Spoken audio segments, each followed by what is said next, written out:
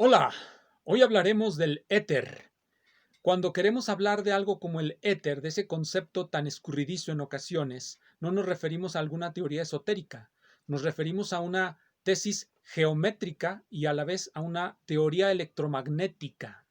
La tesis geométrica es aquella que consiste en sostener que el espacio es una entidad física y no una idealidad de la conciencia. Los idealistas trascendentales, con Kant a la cabeza, consideran que el espacio es un a priori de la conciencia y que eso es lo que permite la experiencia. Los físicos, sobre todo los físicos británicos, llegan a la conclusión de que para dar el siguiente paso en la estructura materialista de nuestro pensamiento, debemos llegar a considerar que el espacio no es una geometría, sino que también es una física. El espacio es un objeto físico que tiene propiedades. A ese objeto físico con propiedades le vamos a llamar éter. Pero vamos a decirlo como lo dijo Oliver Lodge, uno de los principales teóricos de esta corriente de pensamiento. En el volumen 8 de la Enciclopedia Británica, 14ª edición, viene un artículo en la página 751 en la que las palabras de Oliver Lodge están perfectamente bien escritas. Dice así: el término éter connota una genuina entidad que llena todo el espacio, sin rupturas o cavidades en parte alguna. Es la realidad una, es la realidad física una y omnipresente, hacia la cual existe una creciente tendencia a considerarla como todo de lo que consiste el universo material. Incluso la materia no es, con toda probabilidad, sino una de sus modificaciones. El éter es real, de acuerdo a Oliver Lodge, y no nada más de acuerdo a él. Si leemos el tratado de Maxwell de electricidad y magnetismo, veremos que es ahí donde se concentra toda la teoría sobre el movimiento de los cuerpos electrificados sobre la base de la concepción de que existe un éter. ¿Cuál es el problema con el electromagnetismo? ¿Qué rol juega el éter en él? Bueno, si nosotros recordamos la mecánica de Newton, notaremos que ella es invariante ante las transformaciones de Galileo. Esto significa, para decirlo en términos de preparatoria, significa que podemos cambiar de sistema de referencia por una rotación o por una traslación, o podemos hacer los experimentos en un sistema de referencia que se mueva con velocidad constante sin que cambie para nada la física del problema. Nosotros podemos resolver un plano inclinado en un sistema de referencia rotado con respecto al plano inclinado sin que cambie la física del problema. También podemos resolver ese mismo problema si nos echamos a andar sobre un carrito que se mueva con velocidad constante. Esas son las transformaciones galileanas. Las ecuaciones de Newton son invariantes ante las transformaciones galileanas. Por lo tanto, no existe un sistema de referencia preferido y todos los sistemas de referencia que se pueden obtener a partir de una transformación galileana se llaman inerciales. En el electromagnetismo esto no es así. Las ecuaciones de Maxwell no son invariantes ante las transformaciones de Galilei. Por lo tanto, si nos echamos a andar, los fenómenos electromagnéticos cambian. Las ecuaciones de Maxwell cambian. Eso significa, y así lo interpretaron los físicos del siglo XIX, sobre todo en Inglaterra, que existe un referencial privilegiado. Ese referencial es el del éter en reposo. Eso es el rol que va a jugar en la teoría de Maxwell y va a ser la manera en cómo va a mantenerse durante más de 50 años después de la aparición del artículo de 1905 de Einstein, el éter en la física británica. Si nosotros tomamos un texto de electromagnetismo, uno bueno, vamos a suponer que este es bueno, el de John David Jackson, supongamos que es un buen libro, cuando introduce la relatividad, la teoría de la relatividad, y él la introduce en el capítulo 11, que así se llama, Teoría Especial de la Relatividad, nos va a platicar por qué se introdujo la teoría de la relatividad. Y lo que nos va a decir es, para decirlo en resumen, que la teoría de la relatividad de Einstein se introduce para eliminar el éter de las consideraciones electromagnéticas.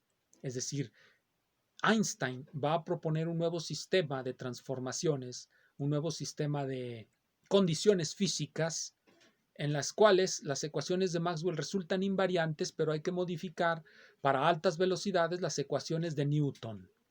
Entonces, esa es la manera en cómo él va a cambiar la manera de pensar, al menos en la física continental, porque en la física inglesa no va a cambiar mucho. Si nosotros vemos todavía un libro de 1951 como este, el volumen 1 de las teorías de la electricidad y del éter, una historia de las teorías de la electricidad y del éter de Sir Edmund Whittaker, en el prefacio todavía de 1951, él nos dice esto: como todo mundo sabe, el éter jugó un gran papel en la física del siglo XIX, pero en la primera década del siglo XX, como resultado de los fracasos para observar el movimiento de la Tierra relativo al éter y el que fue aceptado el principio de que todos esos intentos van a fallar siempre, la palabra éter cayó de la gracia y se volvió costumbre referirse a lo que antes se denominaba éter como vacío. Pero con el desarrollo de la electrodinámica cuántica, y esto es muy perceptivo por parte de Whittaker, algo que no toman en cuenta muchos de los que explican estas cosas, pero esto es muy perceptivo. Leámoslo con atención.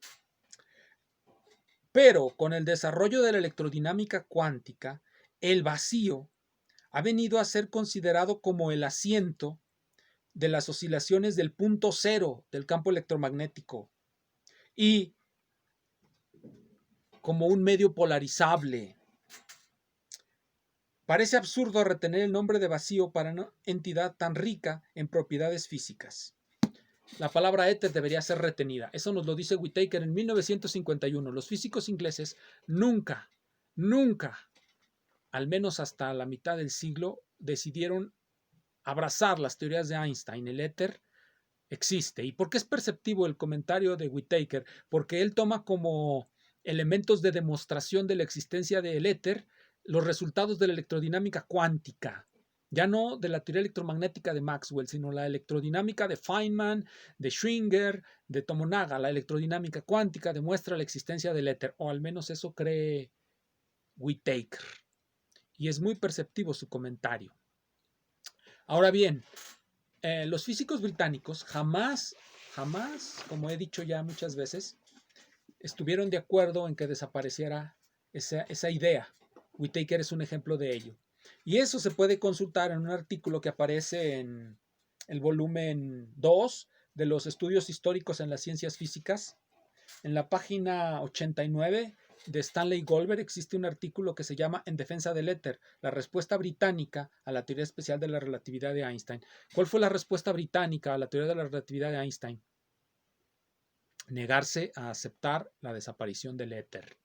Y uno de los principales hombres que se dedicó a mantener esa teoría fue Oliver Lodge. Es muy interesante que hay toda una reflexión acerca de la teoría especial de la relatividad de Einstein que llega hasta nosotros, aunque no precisamente ya de los cuarteles británicos, sino en este caso de los refugiados rusos en Estados Unidos. Tenemos este libro de Oleg Jefimenko, Retardo electromagnético y teoría de la relatividad. Este libro trata de deducir la teoría de la relatividad, y sería bueno que volvieran a sus libros de teoría electromagnética. Einstein postula, Einstein no deduce, Einstein postula, hay que recordarlo. En el tratado que les estoy comentando, lo vuelvo a mostrar, Retardo electromagnético y teoría de la relatividad, Jefimenko pretende deducir las transformaciones de Einstein-Lorentz directamente del retardo electromagnético. ¿Qué es el retardo electromagnético? Las soluciones de las ecuaciones de Maxwell en la norma de Lorentz, y esto pues ya es un poco técnico, pero vamos a suponer que lo pueden consultar en su libro de Jackson, el que ya cité, lo que es una norma electromagnética. En la norma electromagnética de Lorentz, las ecuaciones de campo son ecuaciones hiperbólicas, y las ecuaciones hiperbólicas tienen una solución cuando presentan simetría esférica. Cuando presentan simetría esférica, la solución es lo que se llama una solución retardada. El tiempo que aparece en las ecuaciones no es el tiempo instantáneo, sino es un tiempo previo. Por eso se llama el tiempo retardado. Significa que los fenómenos electromagnéticos no ocurren instantáneamente. Por eso es por lo que es preferible esa norma, la norma de Lorentz, a otras normas en las que aparece el efecto.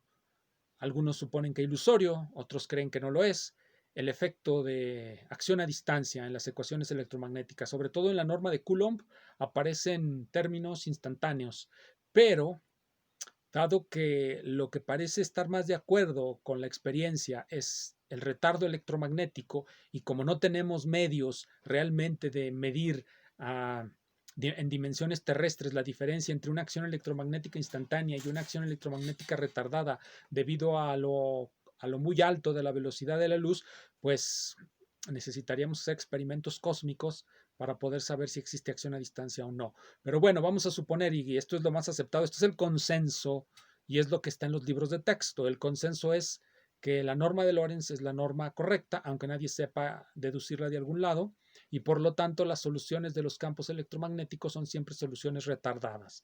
Y eso es de donde parte Jefimenko. Aunque es posible demostrar, y esto yo lo digo aquí como resultado de investigaciones que hay por ahí, que la norma de Coulomb equivale a una manera de resolver las ecuaciones de Maxwell con ayuda de una descomposición de Helmholtz para el espacio. Para poder resolver las ecuaciones de Maxwell y obtener el retardo se necesita hacer una descomposición de Helmholtz en el tiempo. Pero bueno, eso aquí no importa. Eso lo veremos en una nota después. Por lo pronto, volvamos a Jefimenko. La tesis de Jefimenko es que dado el retardo, es posible obtener a través de cálculos ingeniosos las teorías, las reglas de transformación de Einstein entre sistemas de referencia en movimiento. Es decir, se puede construir a partir del retardo electromagnético una teoría de los campos electromagnéticos y de los cuerpos electrificados en movimiento.